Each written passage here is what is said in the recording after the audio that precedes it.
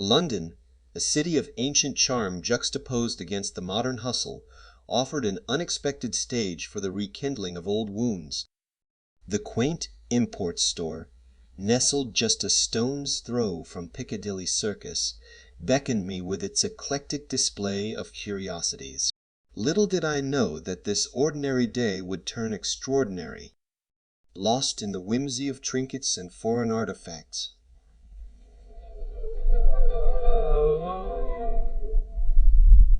I turned, and there she was, Gretchen, the woman I once called my wife.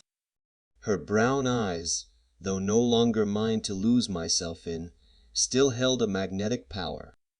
A split second sent a flutter through my chest, a surge of surprise, confusion, and a bitter acknowledgment of the history we shared. "Hello, Michael," she said softly. I couldn't help but acknowledge her presence. "Hi, Gretchen."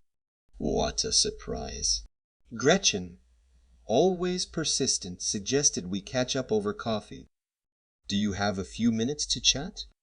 I'll let you buy the girls some coffee and we can talk," she teased. "I don't think so, Gretchen," I replied with emphasis. "I have time, but I'm not sure we have anything to talk about." A quiet sigh escaped her lips.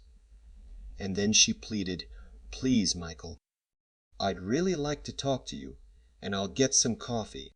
Despite my reluctance, I acquiesced. "Okay, but call me Mike." "I'm not called Michael anymore." She rolled her eyes, a touch of arrogance in her tone.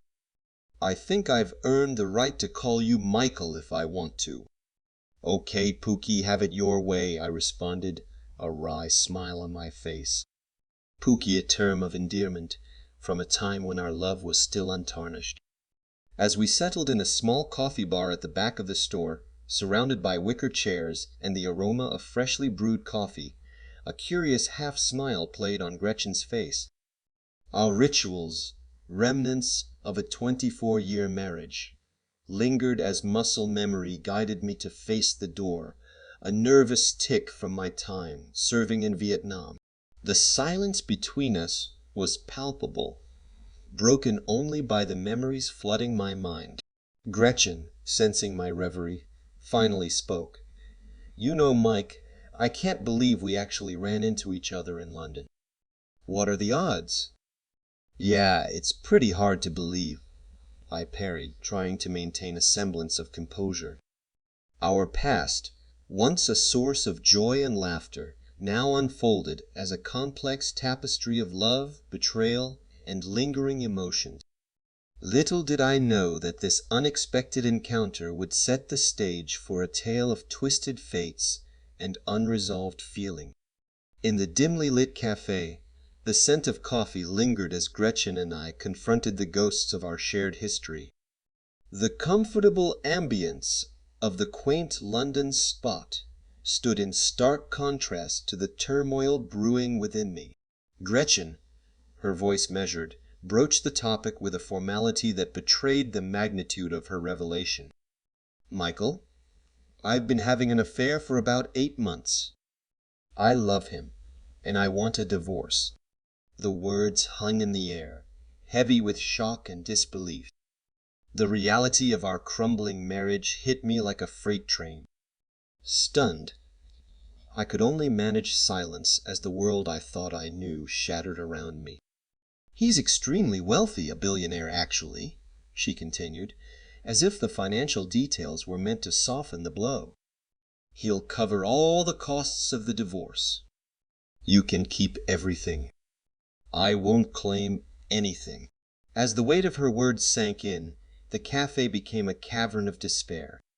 She spoke of leaving for Europe with him that very night, leaving me to navigate the wreckage of our shattered life alone. In the aftermath, accusations from our children, like arrows, found their mark. I became the villain in a tragedy I never wanted to star in. The months that followed were a dark descent into grief, self-doubt, and the agonizing task of breaking the news to our children. "Dad, how could you?" "Brett, You killed Mom, Misty. Our spirited daughter lashed out, her words a sharp reminder of the family we once were. The community echoed their sentiments, casting me as the villain in our family's unraveling saga. The weight of their accusations, combined with the burden of my own shattered illusions, became an unbearable load to carry. In the wake of Gretchen's departure, I found myself alone in a sea of judgments, grappling with the ruins of a life once built on love and commitment. Yet, in the depths of despair, seeds of resilience began to sprout, hinting at the possibility of a future beyond the shadows of betrayal. The storm of accusations and heartache unleashed by Gretchen's departure left me in the debris of a once sturdy life. As the weeks passed, the truth began to emerge. Our affair was not a clandestine secret, but a well-known fact at her workplace. The company, fearing repercussions, had covered it up. Armed with this revelation, I took legal action, suing those who had hidden the truth and finding an unexpected settlement. The weight of accusations lifted, and slowly I began to rebuild. Friends became pillars of support, helping me navigate through the complexities of grief and self-discovery. Life began to take on color again, and I embraced new interests that had long been overshadowed by the struggles of a failing marriage. The encounter in London, though unexpected, marked a turning point. The realization dawned that happiness could exist beyond the shadows of Gretchen's betrayal. With newfound vigor, I carved a path to a life of contentment, savoring the simple joys that had once been eclipsed by the storm of emotion. Yet the echoes of the past lingered, and as the city bustled with life, I found solace in the quiet moments of rebuilding. The legal battles won, the scars healing, I emerged on the other side of the tunnel, ready to embrace a future that held the promise of liberation. In the midst of the chaos, friendships bloomed, and the resilience within me sprouted like the first shoots of spring after a harsh winter. The chapters of betrayal and grief were not erased, but they became part of a narrative of strength, resilience, and the possibility of second chances. "Life goes on," a friend once said, and in the face of adversity, I learned to march forward, rebuilding from the ashes of a life once broken. 3 years after that unexpected encounter in London, the city's bustling energy seemed to echo my newfound sense of freedom. Another meeting with Gretchen awaited, this time carrying the weight of closure. As I walked into the import store, memories of our past brushed against the edges of my consciousness. The air felt charged with anticipation. Gretchen, still holding on to threads of the past, attempted to reconnect. "Mike,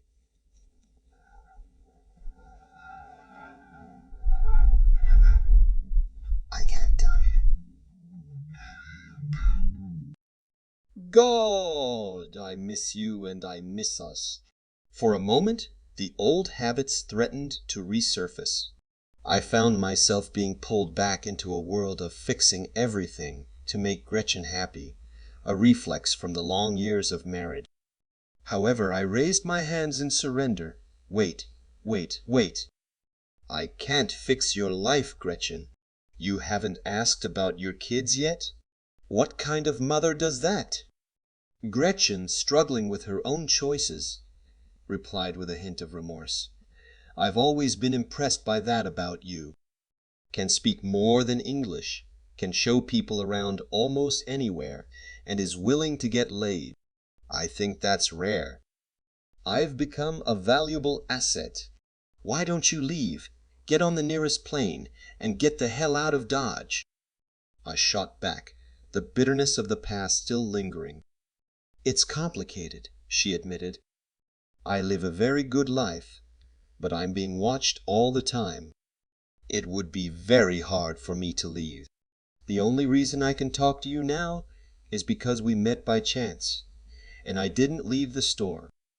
Also, the owner is a friend of mine, and as I said, I was constantly being watched. As Gretchen leaned forward, desperation in her eyes, she revealed a side of herself that I hadn't seen in years. Michael, I can't tell you how many nights I lay alone in a big house in an exotic place and wished I was still lying next to you in our home in Connecticut. God, I miss you and I miss us.